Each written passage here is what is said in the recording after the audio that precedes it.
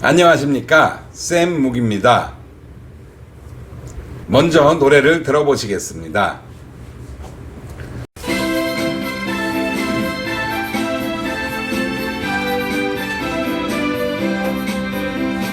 등기 청구권 보전 소담 두 종류 담보가 등기는 신고 저작권 효력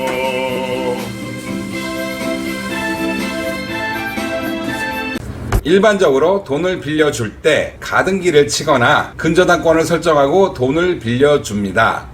여기서 말하는 돈을 빌려주면서 치는 가등기를 담보가등기라고 합니다. 가등기를 담보로 잡고 돈을 빌려주어서 담보가등기라고 하는 것입니다. 돈을 빌려간 사람이 돈을 안 갚을 때 경매를 통해서 돈을 받아야 하는 저당권에 비해서 바로 본등기를 쳐서 부동산을 가져올 수 있는 가등기를 선호하는 사람이 많습니다. 그런데 원래 가등기는 본등기를 할 법적인 요건이 충분히 갖추어지지 못했을 때, 예를 들어서 매매 계약을 했는데 잔금을 치르지 않았을 때, 또는 무슨 사정이 있어서 나중에 소유권을 넘겨주기로 한 때, 이런 때 임시로 등기부에 올려두는 등기입니다. 이렇게 소유권 이전 등기 청구권을 보존하기 위해 설정한 가등기가 바로 소유권 이전 청구권 보전 가등기입니다. 즉 장래에 부동산의 소유권을 이전받기로 약속하고 그 약정 내용을 보존하기 위해 설정하는 것이지요. 가등기의 가짜는 거짓, 임시적인 이런 뜻입니다. 시간의 순서가 이렇게 되었다고 하면 먼저 소유권, 가등기, 가처분, 근저당권 이런 순서로 설정이 되었습니다. 갑구 소유권에 관한 사항에 순위 번호가 있겠고 5번 소유권 이전 청구권 가등기가 있고 6번 가처분, 7번 근저당권 이렇게 됩니다. 등기부에는 이렇게 기재가 되지요. 등기 목적 4번까지는 보지 않고 5번부터 보면은 소유권 이전 청구권 가등기 2017년 9월 28일, 가처분이 2018년 10월 30일, 근저당권이 2018년 11월 30일 설정이 되었습니다. 그런데 가등기권자였던 홍길동이가 2019년 2월 28일에 본등기를 하게 되면 어떻게 될까요? 날짜는 가처분이나 근저당권보다 늦지요. 날짜로 따지면 맨 뒤가 됩니다. 그러나 그 순위는 가등기로 설정해 놓았던 날로 돌아갑니다. 등기부는 이렇게 변하게 되는 것입니다. 5번 가등기 밑에 소유권 이전이라고 등기가 하나 또 들어가 있습니다.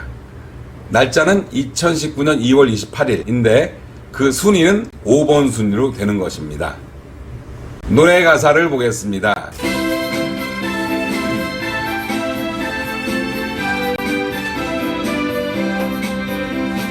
등기 청구권 보전 소담 두 종류 담보가 등기는 신고 저작권 효력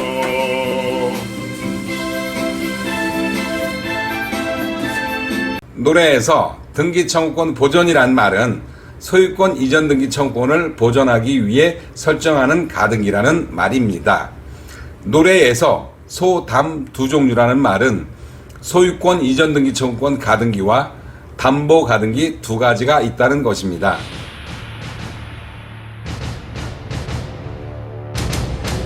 담보 가등기권자가 배당 요구를 해서 말소 기준 권리가 되면은 그 말소 기준 권리하고 그 이하로는 전부 다 말소가 되기 때문에 낙찰자는 별다른 걱정이 없습니다. 그런데 소유권 이전 등기 청구권 가등기라면 선순위인 경우에는 그대로 남아서 낙찰자가 이것을 인수해야 합니다. 그러니까 원칙적으로 선순위 가등기가 있으면 낙찰을 받을 때 엄청 조심해야 합니다. 그런데 소유권 이전 등기 청구권 가등기인지 담보 가등기인지 어떻게 알 수 있을까요? 가등기는 등기부에 표시된 것만으로는 채권 담보를 위한 가등기인지 아니면 순수하게 소유권 이전 등기 청구권 가등기인지 당사자가 아니면 구분하기가 어렵습니다. 등기부를 한번 보시겠습니다. 둘 다 이런 형식으로 등기부 기재가 똑같이 기재되어 있습니다. 다행스럽게 이것은 경매 정보지와 법원 서류가 다 알려줍니다. 소유권 가등기가 되어 있는 부동산에 대해 경매가 접수되어 경매 개시 결정이 내려지면 법원은 가등기 권리자에게 그 내용을 법원에 신고하도록 최고합니다. 이에 따라 가등기 권리자는 담보 가등기라면 그 내용과 채권의 존부, 그 원인 및 금액을 신고해야 하고, 소유권 가등기라고 하면 그 해당 내용을 신고해야 합니다.